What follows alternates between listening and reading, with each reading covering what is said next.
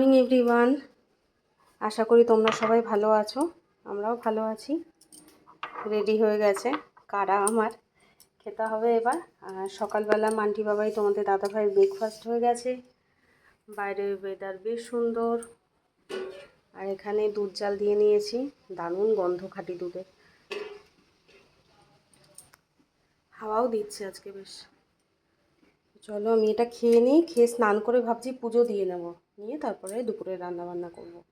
স্নান করে নিলাম, কেমন আছো তোমরা সবাই জানিও। এবার পুজো দেব।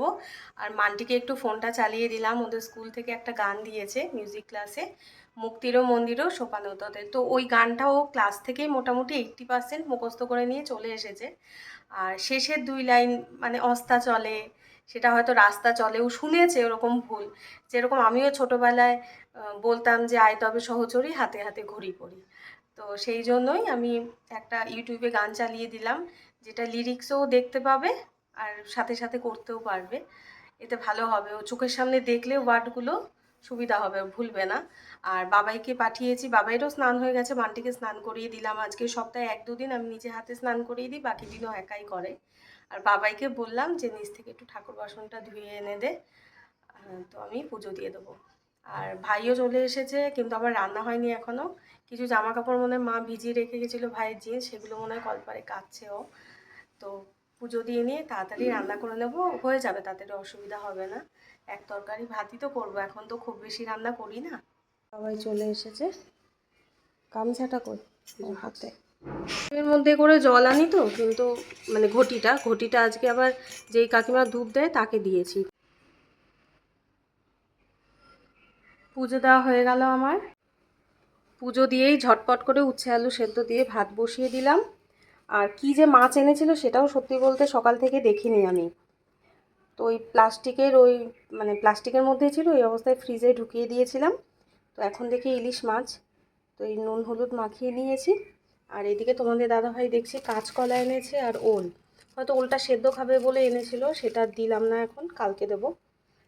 নিরামিষে কালকে তো আবার নিরামিষ, বৃহস্পতিবার নিরামিষের দিনগুলো কি রান্না করব ভাবি। তো কালকে ওল আলুর তরকারি করব। আর কাঁচকলা এনেছে মানে ইলিশ মাছে দেওয়ার জন্যই। আগেও 2 দিন করেছিলাম, খুব ভালো খেয়েছে তোমাদের দাদাভাই, বাবাইও খুব ভালো খেয়েছে, ওই জন্যই হয়তো আবার এই কাঁচকলা দিয়েই ইলিশ মাছ করতে হবে। মান্টি বাবাইকে একটু পেয়ারা কেটে দিলাম, দুজনেই পেয়ারা ভালো খায়।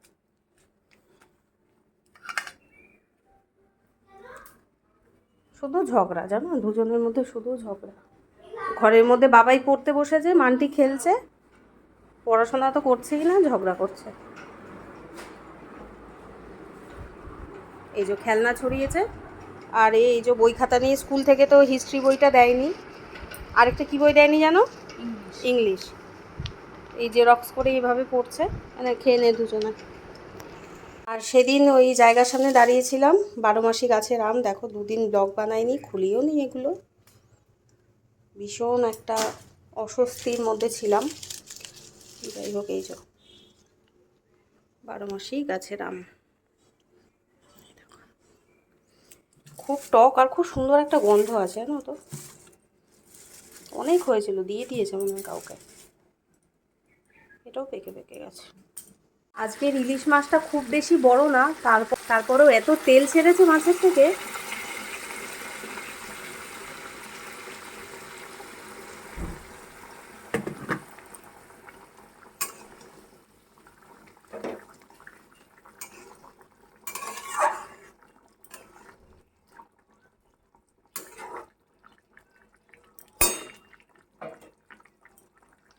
মান্টির খাবার নিয়ে চলে এসেছি। মান্টিকে মাছ খাওয়ানো মানে তো একটা যুদ্ধ, তো দেখা যাক কি হয়। খেতে বসে গেলাম আমরা, 3:30 বাজে। এই তোমাদের দাদাভাই আসলো কাজের সাইড থেকে, সিঙ্গারা নিয়ে এসেছে আমার আর মায়ের। স্নান করে খাবে না, একাদশী আজকে, ও মা খাবে না একাদশী। মাই স্নান করে আসলো উপরে। কটা বাজে বলো তো, 8:30। তোমাদের দাদাভাই এখন অনেকটা লেট করেই যায় দোকানে। আশা করি তোমরা সবাই অনেক ভালো আছো, যেভাবে বলে ব্লগটা শুরু করি। আর আজকে সারাদিনে সেভাবে কিছু আমি ভিডিও নিইনি, কারণ কিছু কথা তোমাদের সাথে শেয়ার করতে হবে। কারণ কিছুটা জানিয়েছি, কিছুটা জানাবো না, এটা তো হতে পারে না, না হলে প্রথম থেকেই কিছুটা জানাতাম না। সেই ব্যাপারটা আলাদা হতো। আমি একটা কমিউনিটি পোস্ট দিয়েছিলাম একটি আইডি থেকে। প্রথমে একদিন আমার একটা ভিডিওতে কমেন্ট করা হয়েছিল যে আমি আর বেঁচে নেই, আর তারপরে মারিয়ার ভিডিওতে গিয়ে সে কমেন্ট করে যে আমি আর বেঁচে নেই, আমাকে নাকি হসপিটালে নিয়ে যেতে যেতে আমার প্রাণ চলে গেছে। আচ্ছা, তারপরে একদিন আমার ভিডিওতে কমেন্ট করা হয় তুমি এখনও বেঁচে আছো। আর রিসেন্ট 2 দিন আগেও আমার একটা ভিডিওতে কমেন্ট করা হয় এরকমই ধরনের। তো আমার মানে প্রথম কমেন্টটা ঠিক ছিল, মারিয়ার ভিডিওতে গিয়ে কমেন্ট করেছে সেটাও ঠিক ছিল। তারপরে একদিন আমাকে আবার কমেন্ট করেছে, সেই পর্যন্তও ঠিক ছিল। কিন্তু আবার যখন মানে সে করেছে, তার মানে এটা সে করেই যাবে, সে মজা পেয়ে গেছে, সে করেই যাবে। আর একটা আইডি থেকে যার কোনো ডিপি নেই, তার চ্যানেলে কোনো ভিডিও নেই, কোনোভাবে বোঝা যাবে না সে কে, হ্যাঁ, সেই ব্যাপারটা খুব ইজিভাবে নিয়েছে এবং এরকমভাবে কমেন্ট করেই যাচ্ছে। তো সোশ্যাল মিডিয়া আমরা যারা কাজ করি, ইউটিউবের থেকে আমি তো শাড়ির কাজও ফেসবুকে করেছি। তো এরকম অনেক সময় হয়েছে যে আমার শাড়ি যদি 5 টাকা হয়, কোথাও হয়তো সেটা 3 টাকা, একই রকম দেখতে। তো সেই ক্ষেত্রে অনেক সময় হয়তো আমাদের অনেক কথা শুনতে হয়েছে। বা যেহেতু আমি হেলদি, তো মেয়েদের বডি শেমিংও করা হয়, সেগুলোও ঠিক আছে। শরীর খারাপ নিয়ে অনেক অনেক রকম মন্তব্য করেছে। তো আমার এগুলো হজম করার একটা ক্ষমতা আছে। বা আমি যদি হজম করতে নাও পারি, আমার যদি মন খারাপও হয়, আমার কষ্টও হয়, সেটা আমি ক্যামেরার সামনে এসে সেইভাবে কখনো প্রকাশ করব না। আর সত্যি বলতে আমি ব্যাপারটাকে খুব ক্যাজুয়ালি নিয়েছি, এবং এরকম ধরনের কিছু হলে আমি ক্যাজুয়ালি নিই, অত কিছু আমার যায় আসে না। কারণ আমি জানি আমার মা বাবার, আমার শ্বশুরমশাই শাশুড়ি মার আশীর্বাদ আমার আছে, আমার ভালোবাসার মানুষ আমাকে ভীষণ ভালোবাসে, ব্যাস, আর কেউ কিছু করতে পারবে না। আর আমার ভেতরে যদি ভক্তি থাকে, তাহলে ঈশ্বর নিশ্চয়ই আমার সহায় থাকবে। কিন্তু সমস্যা হলো, আমার ভিডিও আমার হাজবেন্ড দেখে, আমার ভিডিও আমার আত্মীয় স্বজন দেখে, যারা আমাকে মানে ভালোবাসে আর কি। আমার মা বাবা দেখে, আমার দাদা বৌদি কম বেশি দেখে। তো সেইখানে দাঁড়িয়ে মানে আমার বোনের ভিডিওতে কেউ যদি এরকম কমেন্ট করে, তাহলে আমার সেটা দেখে খারাপ লাগবে। বা আমার সন্তানের ভিডিওতে এরকম কমেন্ট করা হচ্ছে, আমার মা বাবার খারাপ লাগছে। তো সেই কারণেই আমার মনে হলো যে না, একটা কিছু করার দরকার। তো সত্যি বলতে আমার জীবনটা খুব সাদামাটা, তো সেইভাবে কখনো আইনের পথে আমাকে চলতে হয়নি, আমার খুব একটা আইডিয়াও নেই।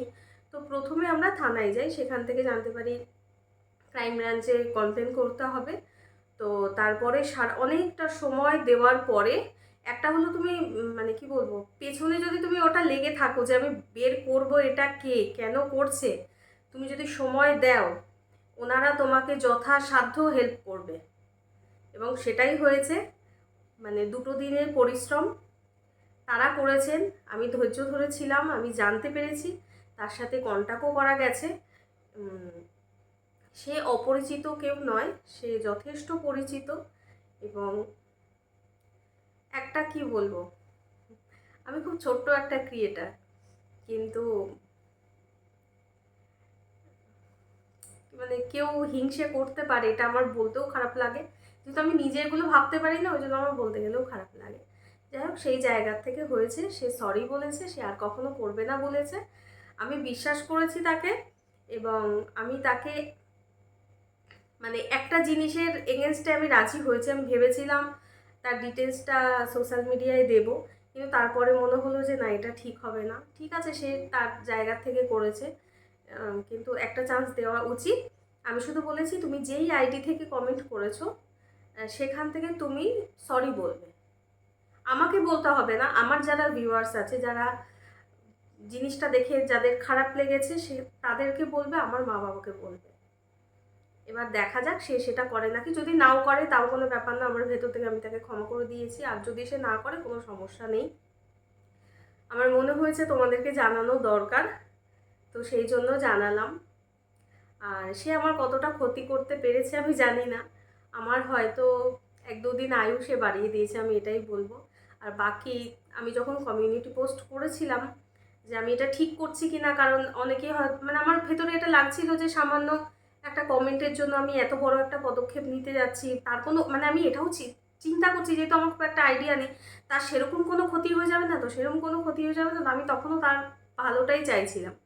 তো তারপরে যাই হোক এভাবেই সমস্তটা হলো।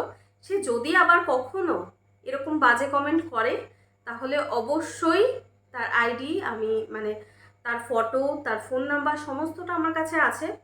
আমি সেটা সোশ্যাল মিডিয়া আমি বলেছি ওপেনলি সবাইকে আমি দেখিয়ে দেবো। আর সে যদি না করে তাহলে ঠিক আছে, ব্যাপারটা এখানেই ধামাচাপা পড়ে যাবে। এই হয়েছে ব্যাপার। আশা আর যেটা বলছিলাম যে কমিউনিটি পোস্ট করেছে, আমার মনে হচ্ছিল যে সাধারণ একটা ব্যাপার নিয়ে এটা আমি ঠিক করছি কিনা, খুব বাড়াবাড়ি হয়ে গেল কিনা। তো সেখানে প্রায় সবাই বলেছো যে না না মানে পায়েল তুমি ঠিক করছো, দিদিভাই ঠিক করছো, একদম ছাড়বে না। তো আমাকে বোঝার জন্য সবাইকে অনেক ধন্যবাদ, আমাকে এতটা সাপোর্ট করার জন্য। অ্যাকচুয়ালি ব্যাপারটা ঠিক না। আর দেখো, যারা দীর্ঘদিন ধরে অসুস্থ থাকে, মানে আমি শয্যাশায়ী বলছি না, যারা মানে প্রত্যেক দিনই ধরো মানে অনেকে থাকে না থাইরয়েড আছে, ঘুম থেকে উঠেই ওষুধটা খেতে হবে, ভুলে গেলে হবে না। তো তাদের না এমনিতেই একটা মানসিক চাপ থাকে। হ্যাঁ, মানে সামান্য যদি কেউ অসুস্থও হয় বা কারো যদি সুগার থাকে, হ্যাঁ, কারো যদি থাইরয়েড থাকে, তারও একটা চিন্তা হয় শরীরটা আবার হয়তো বাড়লো, থাইরয়েড বাড়লো, আবার কি সুগারটা বাড়লো, এই একটা ব্যাপার থাকে। আর আমারও তো একটা ধরো সমস্যা, ইমিউনিটির একটা প্রবলেম, আমিও একটা এমনি একটা মানসিক চাপের মধ্যেই থাকি। তার মধ্যে আমার সংসার আছে, আমার দুটো বাচ্চা আছে, আমার হাজব্যান্ড আছে, মা বাবা আছে। আমি নিজের সংসারের সমস্ত কিছুই এখন ঠিকঠাক মতো ম্যানেজ করে উঠতে পারছি না নিজের শরীরের জন্য। তারপরে এই জিনিসগুলো একটা এক্সট্রা একটা চাপ সৃষ্টি করে জীবনে। এই মানে কমেন্টটা দেখলেই আমার মনে হয় কি, বাবা দেখে আবার মন খারাপ করবে, আবার চিন্তা করবে। মা খুব একটা কমেন্ট সেকশন ফলো করে না, বাবা কম বেশি করে। বা তোমাদের দাদাভাই দেখলে ভীষণ রেগে যায়, কিছুক্ষণ পরপরই একই কথা বলতে থাকে, আবার কেন করলো, আবার কেন লিখবে, এরকম কেন লিখবে। হ্যাঁ, ও তো আমাকে ভীষণ স্নেহ করে, তোমরা দেখেছো। তো ওই একটা ব্যাপার চলছিল, যে জিনিসটা আমার ভালো লাগছিল না। আর আমি কি বলো তো, আমি কিছু কমেন্ট ডিলিট করি, এটা আমি ডিলিট করতে পারতাম, কিন্তু আমি যদি ডিলিট করে দিতাম সে বারবার করতো, এই জন্য আমি তার কমেন্টটা কখনো ডিলিট করিনি। এছাড়া যদি সেরকম কোনো খারাপ কমেন্ট থাকে বা অযথা কেউ যদি নেগেটিভ কমেন্ট করে, আমি সেগুলো ডিলিট করে দিই। বা আমার পরিবারের কাউকে যদি কেউ আঘাত করে, আমি ডিলিট করে দিই। যাই হোক, সমস্তটা তোমাদেরকে বললাম। আর আমাদের এখানে কল্যাণীতেও আছে একটা অফিস, কৃষ্ণনগরেও আছে। তো এরকম সমস্যায় যদি কেউ পড়ো আমার আশেপাশে, তোমরা গিয়ে যোগাযোগ করতে পারো, ওনারা মানে পুরো দমে তোমাকে সাপোর্ট করবে। আর আরেকটা কথা, কালকের ভিডিও দেখে অনেকেই বলেছো যে দাদা বৌদিকে দেখালে না, দাদা বৌদিকে ভালো করে দেখালে না। আমার মনে হয় পুরো ভিডিওটা যদি তোমরা দেখতে, তাহলে তোমরা এই কথাটা বলতে না যে দাদা বৌদিকে দেখাইনি। দাদা বৌদিকে দেখিয়েছি, খাটে যখন আমরা সবাই মিলে বসে গল্প করছিলাম তখনও দাদাকে দেখিয়েছি। যখন এবার হট করে কারোর সামনে এরকমভাবে ক্যামেরাটা ধরা যায় না, তারা যদি খুব একটা মানে ক্যামেরা ফ্রেন্ডলি না হয়, হ্যাঁ, তো সেটা দেখানো যায় না। আরেকজন বলেছো যে তুমি বৌদিকে বেশি দেখাও না কেন, এটা একটা ভালো প্রশ্ন জিজ্ঞাসা করেছো, আমি ক্লিয়ার করে দিচ্ছি। আমার বৌদির সাথে আমার সম্পর্কটা একটা হয় না ননদ বৌদির সম্পর্ক, খুব হাহা হিহি ইয়ার্কি ফাজলামি, এই ব্যাপারটা কিন্তু আমার সাথে আমার বৌদির নেই। আমার দাদা আর বৌদি মানে আমার কি বলবো, বৌদি আর দাদা হলো ক্লাসমেট ছিল। তো আমার বৌদিকে আমি খুব ছোট্টবেলার থেকেই চিনি। আর আমার কি বলবো, একটা হয় না একটা রেসপেক্টের জায়গা, আমি কম বেশি, কারণ আমরা সবাইকে তো জীবনে সব কথা বলতে পারি না, কম বেশি আমার বৌদির সাথে আমি সমস্তটা শেয়ার করতে পারি। কিন্তু ইয়ার্কি ফাজলামির জায়গাটায় আমি ওই সম্পর্কটার মধ্যে ওই জায়গাটা নেই। কিন্তু আমরা হাসাহাসি করি, মজা করি। আর আমার বৌদির একটা ব্যাপার আছে, বাড়িতে আমরা যেইভাবে থাকি সেই মানে কি বলবো, যারা আমরা ইউটিউবে ভিডিও বানাচ্ছি আমাদের তো সবসময় খেয়াল থাকে যে আমরা ক্যামেরা ফেস করবো, কিন্তু নর্মাল আমরা যারা ভিডিও বানাই না, আমরা বাড়িতে যেভাবে থাকি সেভাবে কি সবসময় ক্যামেরার সামনে আসা যায়? সেটা আমার বৌদি পছন্দও করে না। তো সেই জন্য আমি যদি দেখি যে না, মানে আমি তো আমার বৌদিকে চিনি যে বৌদি এভাবে ক্যামেরার সামনে আসতে চাইছে না, তো সেই সব মুহূর্তগুলো আমি নিই না সত্যি বলতে। আর কম বেশি দাদা বৌদিকে বহুবার দেখিয়েছি আমার চ্যানেলে। আর যখন খুব শরীর খারাপ হয়, আমি মানসিক দিক থেকে ভীষণ ভেঙে পড়ি, ভীষণ ভেঙে পড়ি, অনেক সময় তোমরা দেখো যে আমি বাড়িতে গেছি, এবার সেই সময় আমি হয়তো ওপরে হয়তো বৌদি সোনাতে পড়াচ্ছে, আমি সত্যি বলতে হয়তো ওপরে যাইও না, আমি নিচে মায়ের কাছে যাই, গিয়ে ঠাকুরের দু একটা কথা শুনি, শুনে চলে আসে। আসলে তখন আমার কিছুই ভালো লাগে না, তখন হয়তো আমার শাশুড়ি মা দোকান থেকে এলেও মা যদি ওপরে আসে আমি আর তখন নিজের থেকে আর নিচেও যাই, যখন আমি মানসিক দিক থেকে ভীষণ ভেঙে পড়ি সেই সময়গুলো আমি হয়তো বাড়িতে গিয়ে বৌদির সাথে দেখা না করেই চলে আসি। বাকি সময় সব সময় দেখা হয়, সব সময় হয়তো ক্যামেরাটা অন করা হয় না, বা ওটাই যদি আমি দেখি যে বৌদি এই মুহূর্তে ক্যামেরার সামনে আসবে না, হয়তো সেই মুহূর্তগুলো আমি হয়তো ভিডিও রেকর্ড করি না। এছাড়া আমার দাদা বৌদি আমাকে ভীষণ স্নেহ করে, ভীষণ ভালোবাসে। আর বৌদি, আমি সম্পর্কে ননদ, কিন্তু বৌদি আমাকে বোনের মতোই স্নেহ করে। আর যদি যখনই আমার শরীর খারাপ হয়েছে, চিন্তা করবি না, তুই টেনশন নিবি না, সব ঠিক হয়ে যাবে, ভালো হয়ে যাবে, এই যে একটা মানে সব সময় পজিটিভ কথা বলে, সব সময়। আর মান্টি বাবাইকেও ভীষণ ভালোবাসে, এটাই সব থেকে বড় পাওয়া। আর মা বাবারও খুব যত্ন করে। আর কি বলবো, আমার হাজবেন্ডের সাথেও আমার বাপের বাড়ির সবার সম্পর্ক খুব ভালো। আর তো আমি যদি ওপরে নাও যাই কখনো, তোমাদের দাদাভাই কিন্তু যায়। আমি হয়তো কখনো যেতে পারলাম না বা মন ভালো লাগছে না, তুমি যাও ওপর থেকে ঘুরে আসো, দাদাভাই যায়, যাই সোনার সাথে একটু দেখা করে আসি।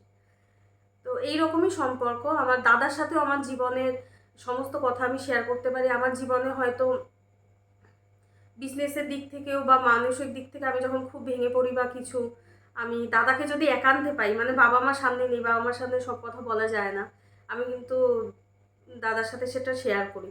হ্যাঁ, এবার দাদার থেকেও ভীষণ পজিটিভ ভাইব পাই সবসময়। আরে চিন্তা করিস না, সব ঠিক হয়ে যাবে, তুই ফালতুই চিন্তা করিস, বা কখনো শরীর খারাপ হলে তুই অযথা চিন্তা করিস, তুই এত চিন্তা করবি না, এমন কিছুই হয়নি। এইরকম একটা সম্পর্ক খুব সুন্দর আমার দাদার সাথে, বৌদির সাথে। মানে আমার শ্বশুরবাড়ির সবার খুব ভালো সম্পর্ক, আমাদেরও খুব ভালো সম্পর্ক। এবার সবসময় আমি ক্যামেরার সামনে তাদেরকে নিচ্ছি না বলেই ওই তো ননদ বৌদির মধ্যে মনে হয় কোনো ব্যাপার আছে, একদম নেই, একদম নেই। আর কোনো দিন হবেও না, কোনো দিনও হবে না। না আমার বৌদি আমার সাথে ঝগড়া করার মতো মানুষ, না আমি আমার বৌদির সাথে ঝগড়া করার মতো মানুষ। আমাদের মধ্যে সম্পর্ক ভীষণ ভালো। হ্যাঁ, মানে যদি কোনোদিন এরকম সৌভাগ্য হয় যে একসাথে সবাই মিলে কোথাও ঘুরতে গেছি, তাহলে তোমরা বুঝতে পারবে। আর সেটাও পসিবল হবে কতটা জানি না, কারণ ফাঁকা বাড়ি রেখে কখনো যাওয়া যায় না। মা বাবা কখনো গেলে দাদা বৌদি বাড়ি থাকে, দাদা বৌদিরা কখনো ঘুরতে গেলে মা বাবাকে থাকতে হবে। বাড়িতে মন্দির আছে, পুজো দেওয়ার ব্যাপার আছে। তাছাড়াও যদি কখনো সুযোগ হয়, তাহলে তোমরা বন্ডিংটা ভালো করে বুঝতে পারবে। আর এখন 10টার থেকে গল্প করা শুরু করেছি, এখন 10টা 20 বাজে। এখন 20 মিনিটের গল্প তোমাদের সাথে শেয়ার করতে পারবো নাকি ভিডিওতে জানি না, হয়তো কিছুটা কেটে বাদ দিতে হবে। আর এই তো এবার মাটি বাবাকে খাওয়াবো, ড্রেস আয়রন করবো, আর দুপুরবেলা রান্নাবান্না করে বাসনটা তখন মাজা হয়নি, যেহেতু স্নান করা হয়ে গেছিলো ভালো লাগছিল না, তো এখন সমস্ত বাসন টাসন মাজবো, অনেক কাজ আছে। আর আরেকটা কি, ও আমার দাদা বৌদির সাথে আমার মা বাবার সম্পর্ক কিন্তু ভীষণ ভালো। সব থেকে বড় যে ব্যাপার, আমার বিয়ে হয়ে গেছে, আমি তবুও এখন ধরতে গেলে এটা আমার সংসার, তাই না? আমার মা বাবার সাথে আমার দাদা বৌদির সম্পর্ক ভীষণ ভালো, আমার বৌদি ভীষণ যত্ন করে। এবার অনেকে হয়তো বলবে যে ওপরে কিচেন কেন, আমি জানি ইউটিউবে কিছু কিছু জিনিস খুব নিখুঁত করে তোমরা দেখো, তোমাদের মনে প্রশ্ন থাকে হয়তো। আমার চ্যানেলে সেইভাবে নেগেটিভ কমেন্ট আসে না বলে অনেকে হয়তো করতে পারবে না, আমি আগে থেকে ক্লিয়ার করে দিচ্ছি। আমার মা নিরামিষ খায়, তোমরা জানো। আর যখন মা নিরামিষ খেতেন না, তখন সপ্তাহে 3-4 দিন নিরামিষ এমনি আমাদের বাড়িতে হতো। এবার মায়ের জায়গায় দাঁড়িয়ে ঠিক আছে, কিন্তু আমরা যারা ছোট, আমরা তো অতগুলো দিন মানতে পারি না। তো সেইভাবেই কিন্তু বৌদি ওপরে রান্না করে, মা নিচে রান্না করে। আর তার মধ্যে নিরামিষ রান্নাবান্না হলে নিচে চলে আসছে, আর মাও রান্নাবান্না যা করে কম বেশি দাদা বৌদি যেগুলো ভালো খায় মা ওপরে দিয়ে আসে। তো এই জন্যই ওপরের রান্নাঘর নিচের রান্নাঘর। ওপরের রান্নাঘরটা অনেক আগের থেকেই ছিল, যখন 2000 সালে বন্যা হয় তখনই করা হয়েছিল। ঠিক আছে, তো এই নিরামিষ আমিষের জন্যই 2 জায়গায় রান্নাঘর, যেমন আমাদের এ বাড়িতেও নিচেও রান্নাঘর আছে, ওপরেও রান্নাঘর আছে, তো সেই রকমই। সিঙ্গারা দেখানো হয়েছিল, এই যে মা 2টো আম আর 2টো আপেলও এনেছে। আপেল মান্টি বাবাইকে টিফিনে দিয়ে দেয় তোমাদের দাদা ভাই, আর আমটা কখনো রাতেও কাটি, না হলে কখনো দুপুরবেলা খাওয়ার পরে মা নিয়ে আসে প্রত্যেক দিনই এখন আম। আর এই টেবিলটায় তো আমরা কবে থেকে খাওয়া দাওয়া বন্ধই করে দিয়েছি, বাসনের ঝুড়ি যে কবে থেকে আছে তার কোনো ঠিক নেই। গরমটা না কমলে কিন্তু আর এই টেবিলে খাওয়া দাওয়া হবে না। টেবিলটার খুব বিচ্ছিরি অবস্থা, মানে বেশ সুন্দর করে সাজানো থাকে ডাইনিং টেবিল, ভালো লাগে না, কিন্তু কি আর করা যাবে। আর এখন আমি যেটা করলাম, রান্নাঘরে এসে তোমাদের সাথে কথা বলে নিয়ে দুপুরে সমস্ত বাসন ছিল বললাম, সেই সমস্ত বাসন ভালো করে মেজে নিলাম। জলটা একটু থিতিয়ে গেলে তারপরে উপর করব। আর জল নেতা দিয়ে রান্নার পরে মুছে নিয়েছিলাম, এখন ভালো করে সার্ফ দিয়ে মুছে নিলাম। কালকে বৃহস্পতিবারও তো কিছুটা কাজ এগিয়ে থাকলো। ও আর মান্টিরা যে সকালে স্কুল যাবে সে ভাতের হাঁড়ি রেডি করে রাখতে হবে। হাঁড়িতে চাল দিয়ে দিলাম আর এই 3টে আলু সেদ্ধ দিয়ে দিই।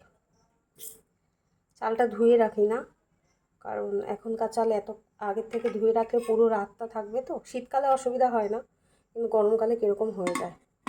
তো এইটুকু একটু গুছিয়ে রাখলে তোমাদের দাদা ভাইয়ের খুব সুবিধা হয়।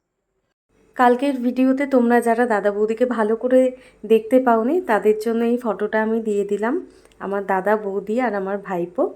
আর আজকের ভিডিওটা আমি এখানেই শেষ করছি। সবাই খুব ভালো থেকো, সুস্থ থেকো, সাবধানে থেকো, আর আমাকে এত ভালোবাসার জন্য অনেক অনেক ধন্যবাদ।